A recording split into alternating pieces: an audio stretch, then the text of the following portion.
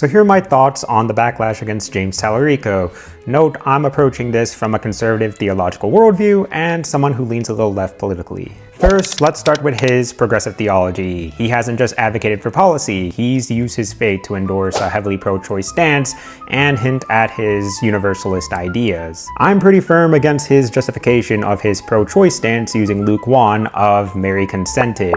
It's a huge misuse of scripture. That and on his ideas of all religions pointing to some form of truth, well, we know that Jesus Christ is the only truth, way, and life. On top of that, because of my convictions rooted in scripture, I do not align socially progressive. He openly supports gender-affirming care for minors and has even used the exact words, God is non-binary. So yeah, unfortunately he's framing his stance on transgenderism through a theological lens, which is troubling. Like most Democrats nowadays, they have embraced secularism.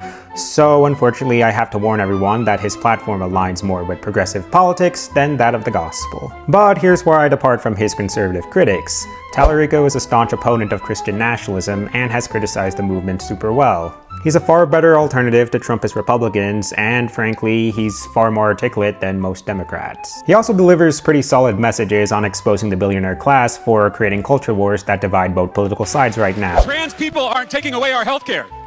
Muslims aren't defunding our schools. Immigrants aren't cutting taxes for themselves and their rich friends.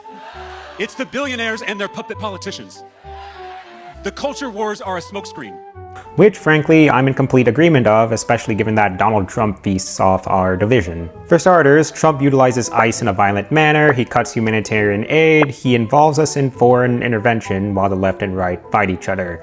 There is so much harm being done under our noses, and Talarico is so aware of the dangers of our system and the algorithm. The real battle is top versus bottom, so I'm impressed. So my biggest concern is framing. If he leans too hard into progressive theology to justify his politics, he risks alienating us Orthodox believers who want to stand against Christian nationalism, but feel like we're being asked to trade our convictions. But at the time I'm filming this, he has shown support to the pro-life crowd, which I find to be a huge green flag. I mean, if we're to unify against MAGA, I think this is a step in the right direction when weighing into account us believers who value unborn children. For now, I view him as a politician and not a pastor, and politics is all about choosing the lesser of two evils every cycle. I can't fully endorse him, but I do support him in the struggle against MAGA, so let's see what happens. God bless.